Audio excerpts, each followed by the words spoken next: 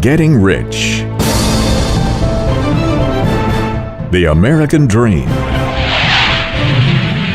To get all you want, when you want it. Today it may seem as impossible to get rich as moving the planets. News coverage stacks the odds against you with stories about college grads unable to get the job they want. These guys won't help make you rich, no matter how much you protest. Today there's a better opportunity to become wealthy more so than at any other time in history. And there's proof of that statement with around 10 million American millionaires. Becoming rich is not just a goal anymore, it is required. For anyone planning for retirement, it takes about 1.2 million to create an annual income to sustain your lifestyle. The good news is, there are lots of ways to create personal wealth. It's your right to be rich. Getting rich isn't just for the latest high-tech genius. A surprising fact is that 12% of America's millionaires are educators. Job security and lifetime saving plans work. Of course, corporate executives, business owners, and entrepreneurs are on the list, but there's opportunity for everyone. Education is key to wealth creation. This is the story of two men who did more to make education available than any other. Both men were born into poverty. Both were destined to rise to riches and change the world. Tough times have a way of bringing out the best. These two men, Andrew Carnegie, once the richest man in the world and one of America's iconic businessmen, and Napoleon Hill, the first major teacher of success principles, revealed the secrets that prove one thing: your right to be rich. You've been given an inheritance from the richest man on earth.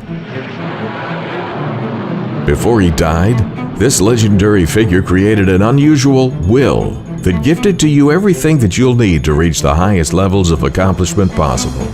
That will has been the basis for the life-changing works by Napoleon Hill. Napoleon Hill's works have touched millions worldwide. Today's philosophy of success teachers still use the research formulas taught by Napoleon Hill. It's 1850-something and a young man sits at his desk. The note he's writing to himself will change his life. It's also a message to millions of others that will reveal secrets of success for centuries to come. Before Andrew Carnegie became the world's richest man, he writes his purpose for his life on this page. It's a simple plan to spend the first half of his life amassing a fortune, and then to spend the second half of his life giving it all away. The most valuable thing he left behind wasn't just the money. His most valuable gift is a blueprint that anyone can use to follow in his footsteps. Andrew Carnegie rose from rags to riches. Had he not discovered and utilized the success principles that made him wealthy, perhaps there would have never been an industrial revolution. Who was Andrew Carnegie? Why would he leave to you the keys to his fortune? Books and documentaries have been written and produced about his life and the lives of his contemporaries, such as Henry Ford. Well, I think everybody's decided that they've got to go to work. I think from now on, there's no one can stop this great country from going ahead. John D. Rockefeller and J.P. Morgan. Newer, faster ways of producing steel. Discovering rich oil fields and refining it into fuel. Managing money through investments and savings. These men proved that America was not discovered, America was built. And America was built by average, ordinary men with extraordinary vision, skills, and abilities. Of all the giants of industry, Andrew Carnegie is the one who developed a plan that anyone can use to achieve their dreams.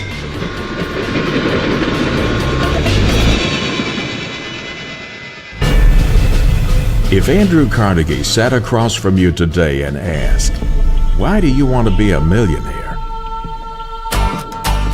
the answer may seem obvious.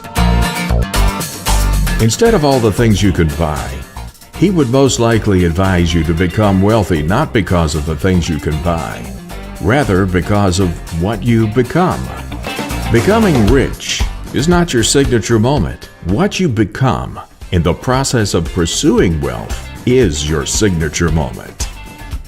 Andrew Carnegie became the richest man on the planet and ended up giving it all away.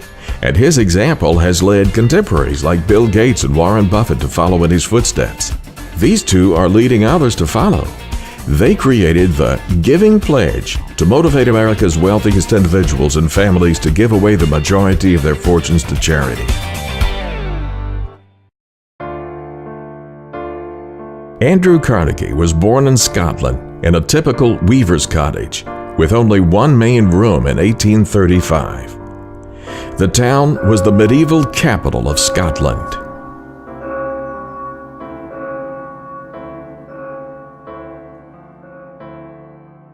The city was also a center of the linen industry, and Andrew's father was a weaver, a profession the young Carnegie was expected to follow in. However, the Industrial Revolution that would later make Carnegie the richest man in the world destroyed the weaver's craft. When the steam-powered looms were introduced, hundreds of hand-loom weavers became expendable. Andrew's mother went to work to support the family, opening a small grocery shop and mending shoes. "I began to learn what poverty meant," Andrew would later write. "It was burned into my heart then that my father had to beg for work. And then and there came the resolve that I would cure that when I got to be a man." In 1848 Scotland, times were hard. Starvation was running rampant throughout the country.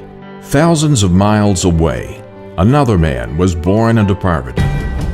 This man, as told by Napoleon Hill, would eventually cross paths with Andrew Carnegie. In 1883, Napoleon Hill was born in a log cabin on the Pound River in Wise County, Virginia. Napoleon Hill was born at a time when 1- and 2-room log cabins were typical. At the time of Hill's birth, elementary schools were only open about 4 months out of the year, and attendance was not required.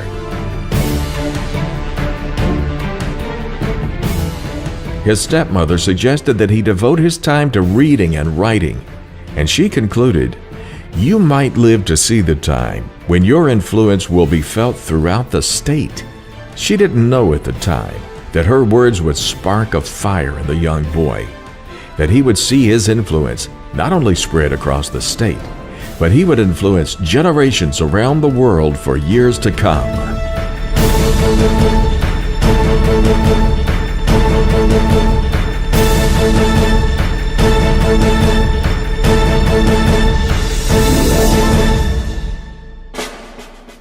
Back in Scotland, and much earlier, Andrew's uncle George Lauder introduced him to the writings of Robert Burns and historical Scottish heroes such as Robert the Bruce, William Wallace, and Rob Roy. Reading became a passion for the young Carnegie. Books became a major factor throughout Andrew Carnegie's life as he pursued an education that would unlock secrets of success. Years later, a young reporter named Napoleon Hill was given an assignment to write a series of articles about famous and successful men. As Hill tells it, this led him to interview Andrew Carnegie, who was at the time one of the most powerful men in the world. Carnegie believed that the process of success could be outlined in a simple formula that anyone would be able to understand and achieve. Hill tells the story this way. Impressed with Hill, Carnegie asked him if he was up to the task of putting together this information, to interview over 500 successful men and women, to discover and publish a formula for success. I caught my first fleeting glimpse of the profound law which provides the means by which we may choose our own purpose in life and attain it, while I was being coached by Andrew Carnegie during the organization of the Science of Success philosophy. I had just finished telling Mr. Carnegie that I feared he had chosen the wrong person to give the world the first practical philosophy of personal success because of my youth, my lack of education, and my lack of finances. Well, at this point, Mr. Carnegie delivered a lecture that I shall never forget because it changed my entire life and paved the way for my helping to change the lives of millions of people, some of them not yet born.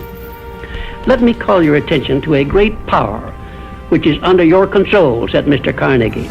A power which is greater than poverty, greater than the lack of education, greater than all of your fears and superstitions combined. It is the power to take possession of your own mind and direct it to whatever ends you may desire. As a result of Hill's studies based on Carnegie's introductions, the philosophy of achievement was offered as a formula for rags to riches success. Napoleon Hill's life work has become the basis for the multimedia system called Your Right to Be Rich.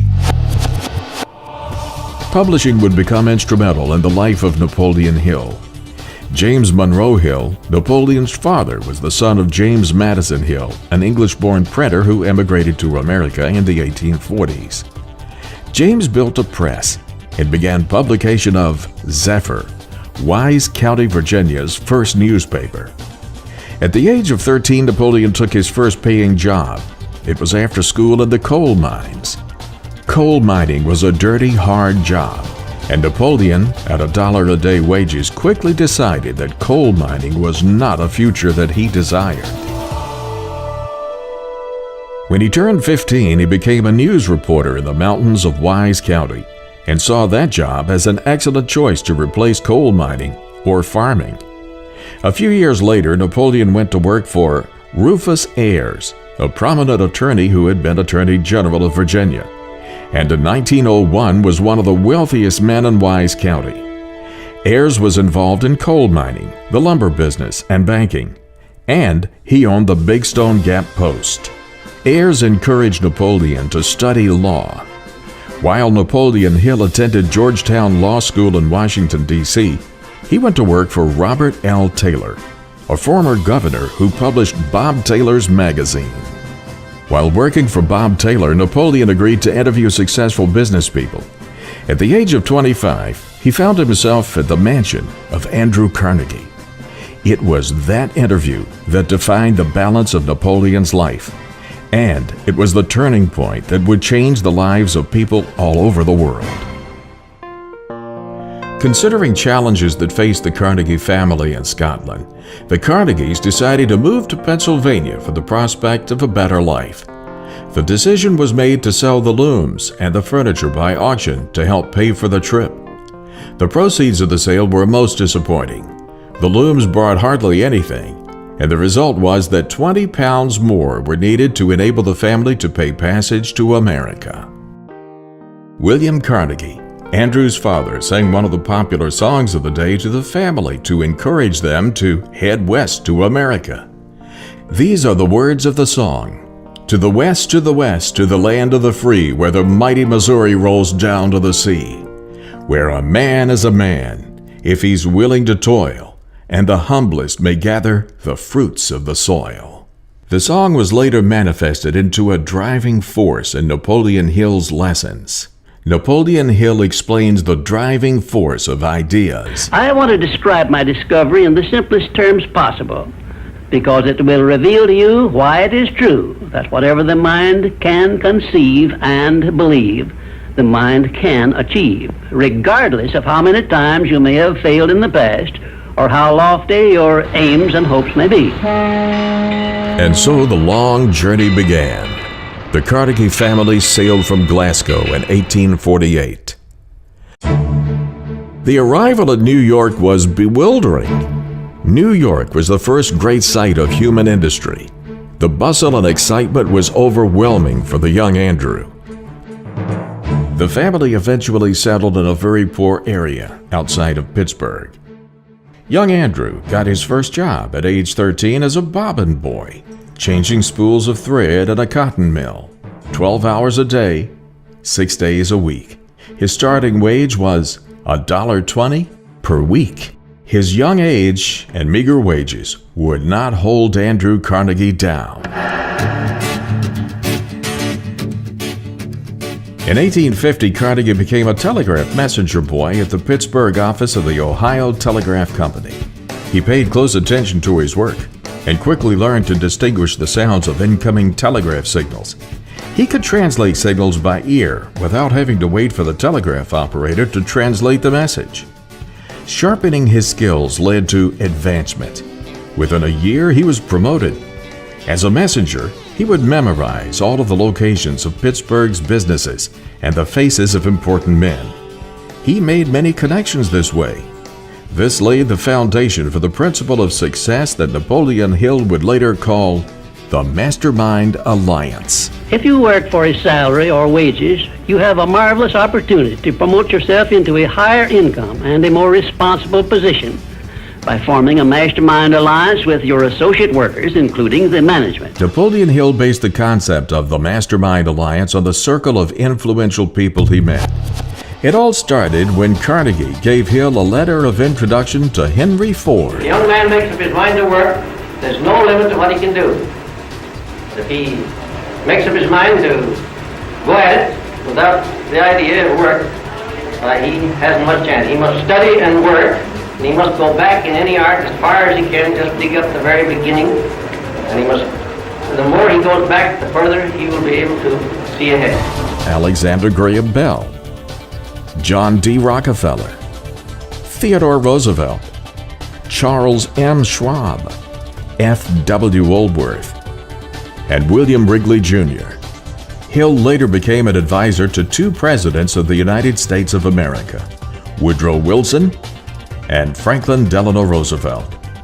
These connections allowed Hill to learn from some of the greatest men of the era. The skill to make connections would prove to be a major factor in the wealth of Andrew Carnegie, along with other skills he developed.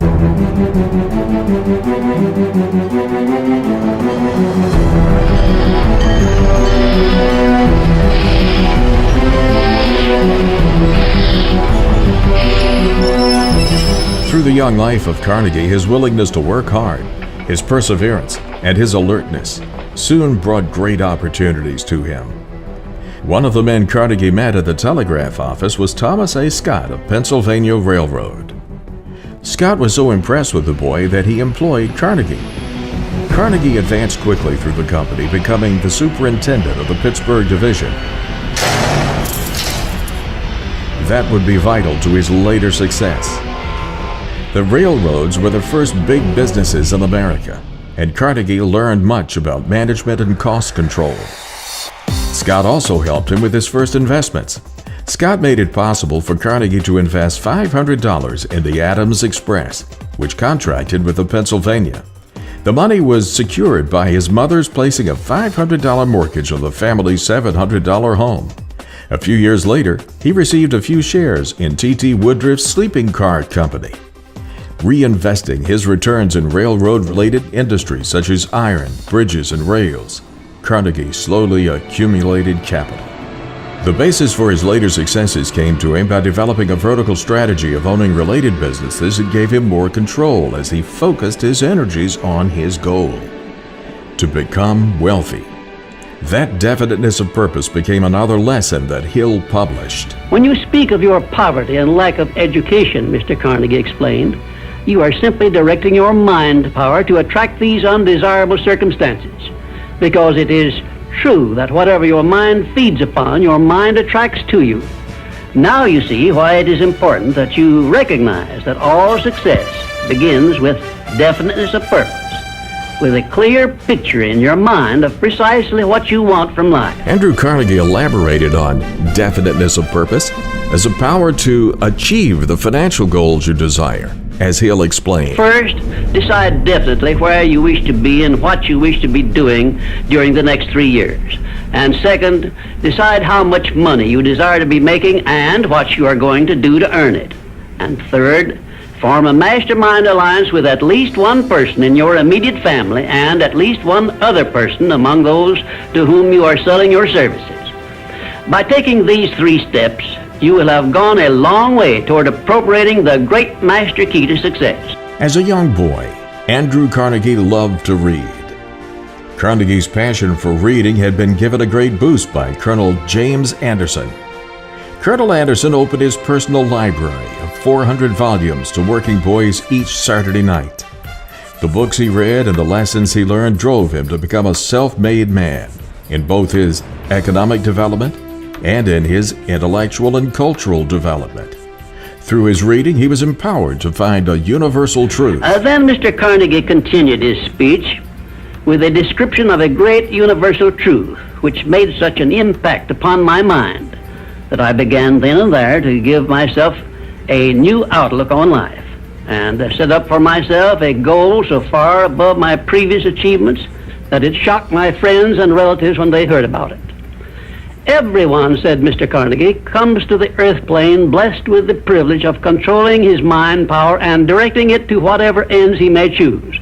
But, he continued, everyone brings over with him at birth the equivalent of 2 sealed envelopes, one of which is clearly labeled, the riches you may enjoy if you take possession of your own mind and direct it to ends of your own choice. And the other is labeled, the penalties you must pay if you neglect to take possession of your mind and direct it.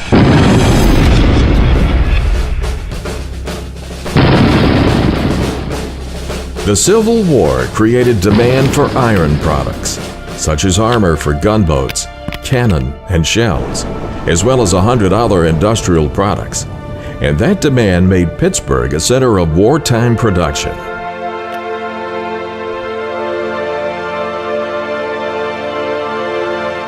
After the war, Carnegie left the railroads to turn his attention to the Keystone Bridge Company to replace wooden bridges with stronger iron ones. Steel was used for railway lines and girders for buildings and bridges. Carnegie made his fortune in the steel industry, controlling the most extensive integrated iron and steel operations ever owned by an individual in the United States. One of his great innovations was developing cheap, mass production of steel with the Bessemer process. The steel price dropped as a direct result, generating greater sales and millions for Carnegie. Even with all these successes, there were hard times. Carnegie had to overcome many challenges, even at his highest levels of success. One that impacted him for the rest of his life was his company's conflict with his labor force. During a severe period of national economic recession in the early 1890s, labor unrest was at its height. In 1892, while Andrew Carnegie was traveling back to Scotland with his family to visit his homeland, back in America, the management of his company, under the guidance of Henry Clay Frick, faced the Homestead Strike.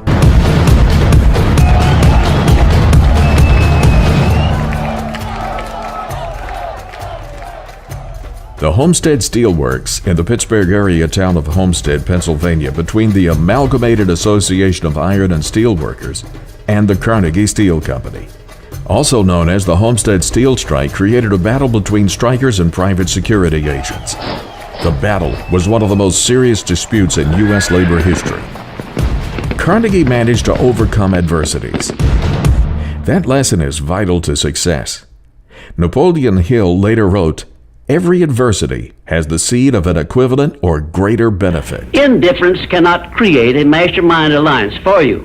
A negative mental attitude can bring you nothing but failure. Remember always, you are where you are and what you are because of your mental attitude in which you relate yourself to other people. Remember also, your mental attitude is the one and the only thing over which you have complete control. In 1901, Andrew Carnegie was considering retirement. To make this happen, he once again relied on his contacts. Control your mental attitude and make yourself friendly and agreeable with everyone with whom you are closely associated if you expect friendly cooperation in return. Carnegie also taught this principle, that a great business is seldom, if ever, built up except on the lines of strictest integrity. He has said it's not the letter of the law, but the spirit of the law that must be the rule. Always give the other party the benefit of the doubt. Success is something which has to be planned, and success is something which has to be earned in advance. True, there is such a thing as luck, but just remember that luck is something you can create for yourself if you know the rules and follow them just as I give them to you.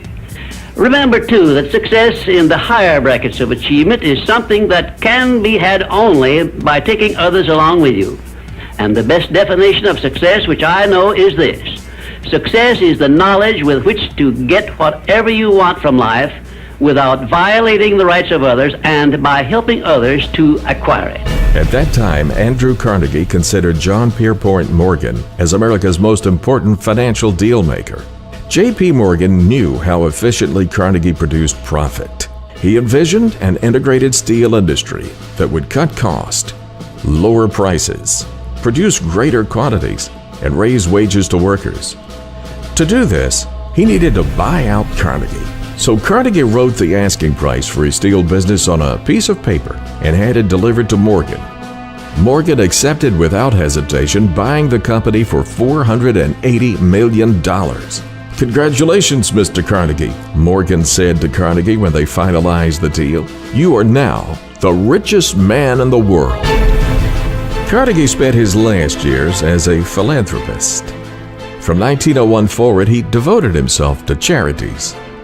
One of the most tangible examples is the founding of 2,500 or more libraries in the late 19th and early 20th centuries. These libraries stretched across the English-speaking world, including the United States, United Kingdom, Australia, and New Zealand. Carnegie spent over $55 million of his own wealth on libraries alone. It is said that Carnegie had two main reasons for donating money to the founding of libraries. He believed that libraries added to the nature of America. Anyone with a desire to learn could educate themselves and be successful in America, like he had been. Second, Carnegie believed that immigrants like himself needed to acquire the cultural knowledge of America, which a library would enable them to do. Carnegie has also donated money to schools all across the globe. He was one of the major benefactors of the Tuskegee Institute under Booker T. Washington for African American education.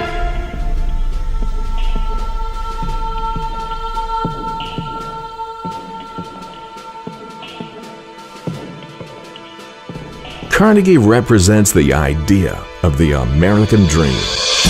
He was an immigrant from Scotland who came to America with nothing and became successful.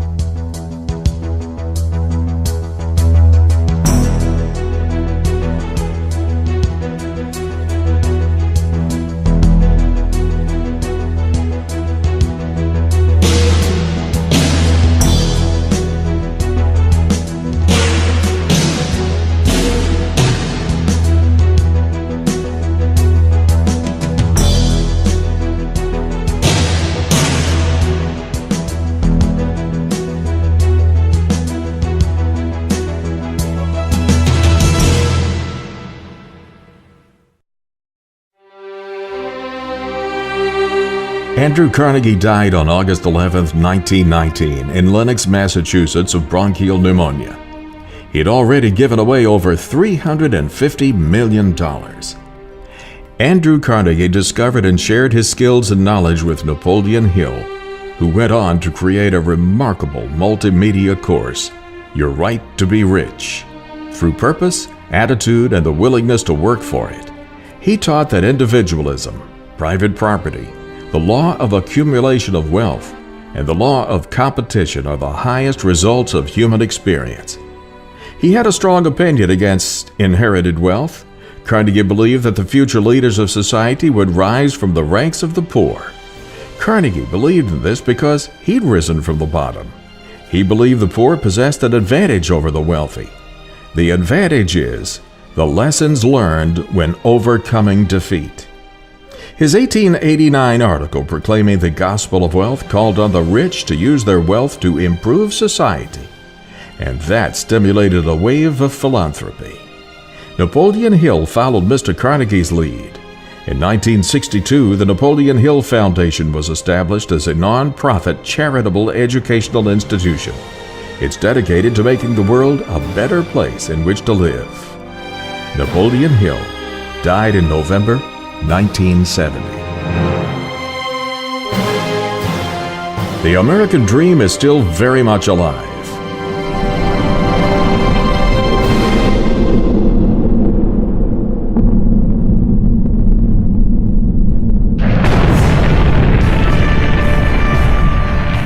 The journey we are on is based on the places we've been.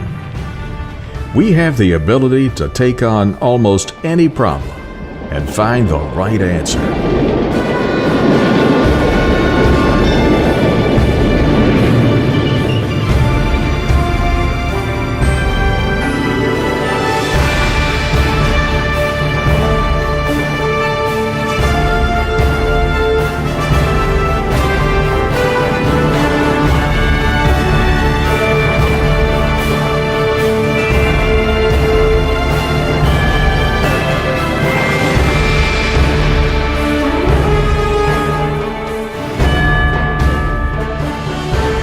The same principles that made Carnegie wealthy are the same principles that drive success and wealth today.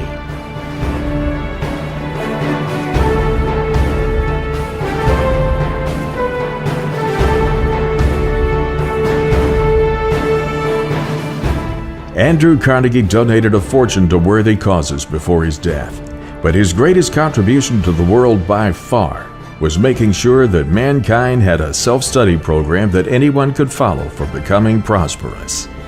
By sharing his personal success lessons with Napoleon Hill, and, as Hill says, by inspiring him to interview the greatest minds in America and document their formulas for success. While I was being coached by Andrew Carnegie during the organization of the Science of Success philosophy. Andrew Carnegie became the father of the most comprehensive and proven method for becoming successful in the world. Because it changed my entire life and paved the way for my helping to change the lives of millions of people, some of them not yet born. To learn more about Napoleon Hill's findings, visit yourrighttobericht.com. I will show you how to write your own price tag, fix your own wages, establish your own working hours, and give yourself financial independence. Napoleon Hill believed that anyone can become wealthy.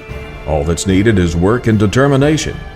With all of the wealth-building principles laid out by Napoleon Hill, all you need to do is reach out and take it. yourrighttobericht.com.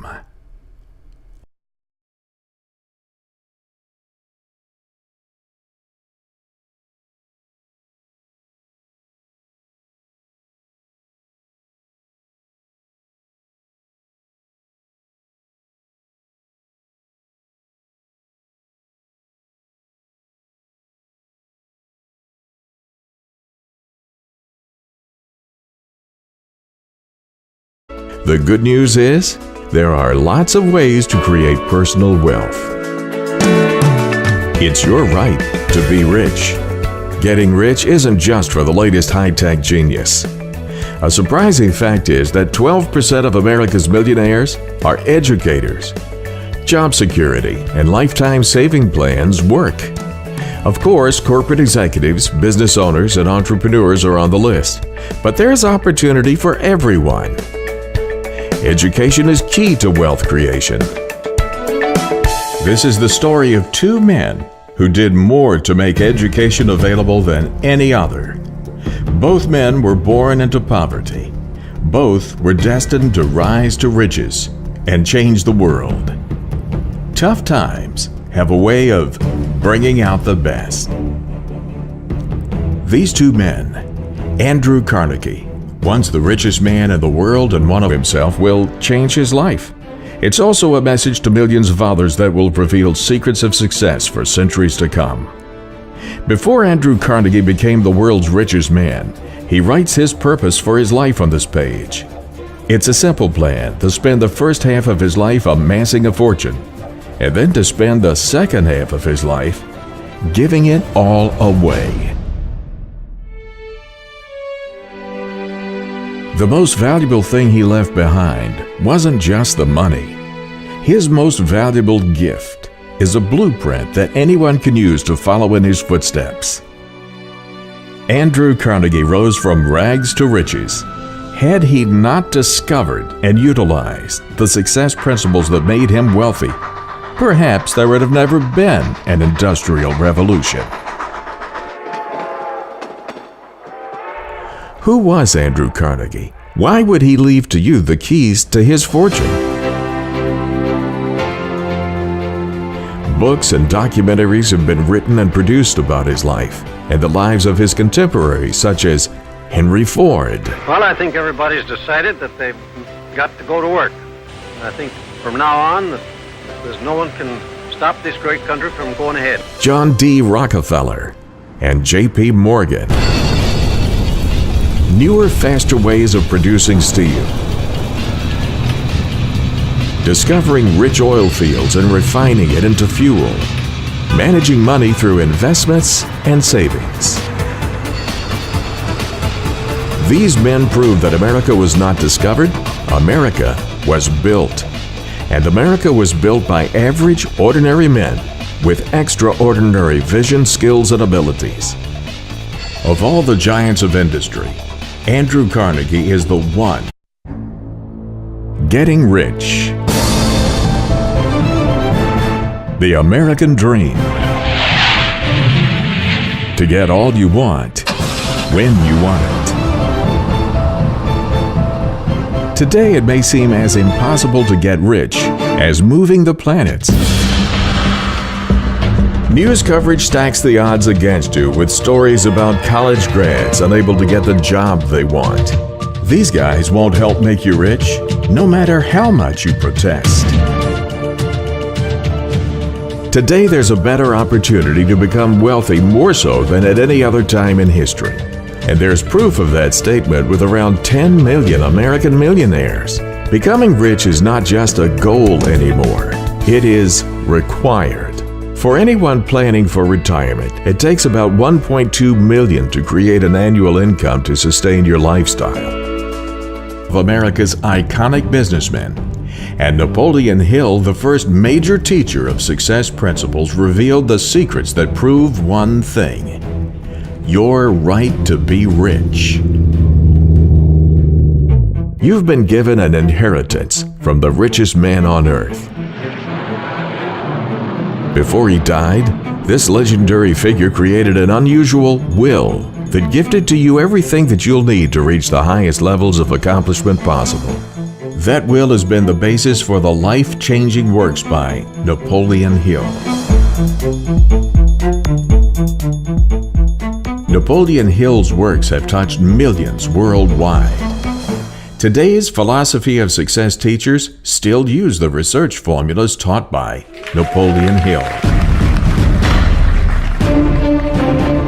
It's 1850-something and a young man sits at his desk. The note he's writing to